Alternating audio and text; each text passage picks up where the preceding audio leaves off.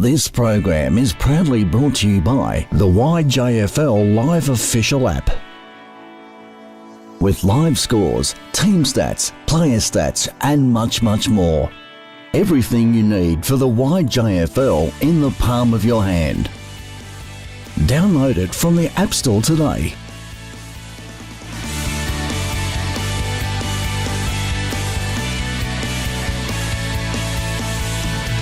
Good evening to all of you. This is Akshay Trivedi reporting Complete Sports Management. The preliminary finals just concludes between Fitzroy and the St. Mary's. It was a great game between Fitzroy and St. Mary, but at the end it was Fitzroy who took the 25 points lead and cemented their position in the finals. I am here with the coach of Fitzroy, Melissa Bibi, and the star player of today's game, Maddie Green, and the Olympia midfielder. Melissa, many congratulations on today's win and how you're feeling. What is your feeling today? Oh, God, I was a bit nervous before the game. So, nervous. We're all nervous, but we're all very excited. Being in a prelim is exciting and just it's the chance to play in a grand final. So I think we're all obviously up for the game. But there was a lot of nerves. While playing in the preliminary finals or the semi-finals, it's totally a different game and it's also having a sort of pressure. So how does you cope up with all those sort of challenges?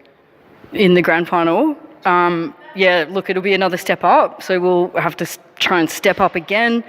The girls have been incredible in their ability to come together and just play their own individual role and just they're playing as a really good team at the moment. It's really balanced. So we'll prepare as a team. Yep. Olympia, we are witnessing from the day one that you have been a key player for the team and you have been much involved when it comes to tackle or nudging down the opponents. What are your thoughts? Does the coach give you that sort of role or do you prefer to play that sort of role for the team?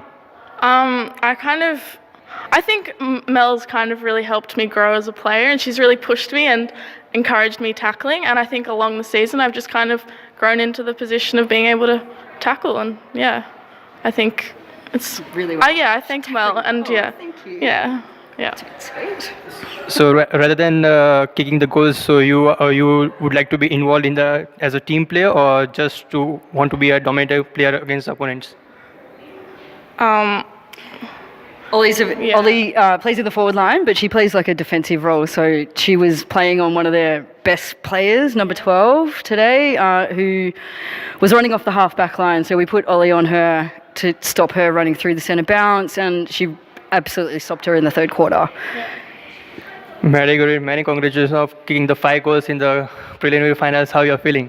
Yeah, pretty good, thanks. We're all pretty chuffed coming from 5th place the week before finals and to where we are now, getting into the first grand final for us Roy youth girls. We're all pretty stoked. Pretty happy with it. You were aware that this would be the pressure game, so how did you prepare yourself before this game? I did all my preparation stuff. It was pretty nerve-wracking. We definitely, like being captain as well, you definitely have to put in a bit of extra preparation to lead the girls. But I reckon everyone put in today, so congrats to all. Thank you. Melissa, just one step needed to put your hands on the trophies of 2017, and it has been remarkable achievement for the Fitzroy to win 6 matches on the trot. So any thoughts on that? Yeah, well, I guess as I said last week, we have had to win now 7 weeks in a row just to stay in it at every turn. So we've got our head in the game at the moment, and that translates to pressure on the ground. So look, hopefully the girls will handle the pressure next week. Just be excited and just do what they do. We just need to do the same thing, and hopefully that'll give us the best chance. Thanks for joining us, and wish you all the best for the finals. Thank you. Thanks Olympia. Thanks Maddie Green. That's it from my side. Now from here, Richard would be taking you over, who is with the St. Mary's team. I'm Richard Binney and I'm here with the St. Mary's Coach Lee Paccioni.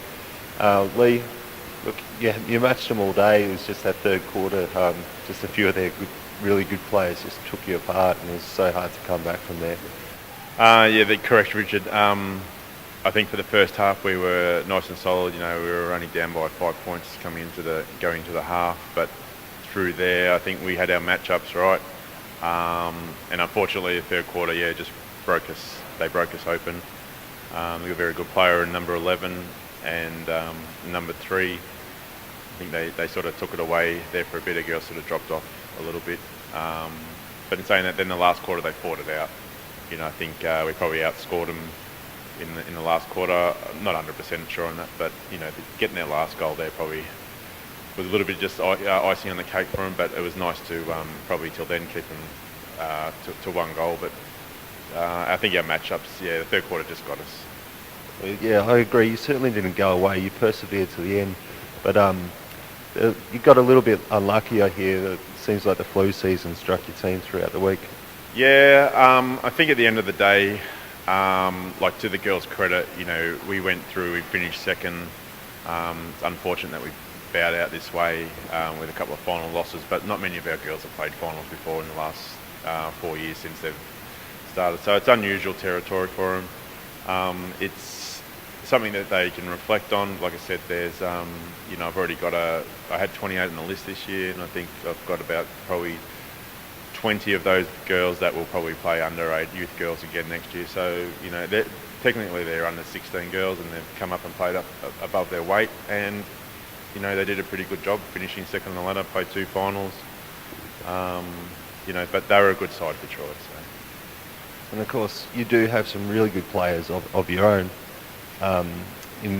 Particularly in today's game, I thought Bridget McEntee, she's always been up in the top 5 this year, but for me she's just a really smart user. She's got really good footy smarts. She knows where to get into the right spots. She's one of them that I could probably see taking this a step further and playing possibly for the Northern Knights. What about some other girls that are on your list? Bridge is a very good player. She's very consistent. She's won 2 out of the last 3 best and fairest, and she's a place getter in the last 4. So she's a very consistent performer. We got our vote count coming up in a week, and we'll find out where she finished there. Other girls I think are solid and can play representative football. Sarah, Ebony. We've got Tess there. Talia, Francis. These girls can play. Just got to put the hard yards in. It's going to be high work ethic, I think.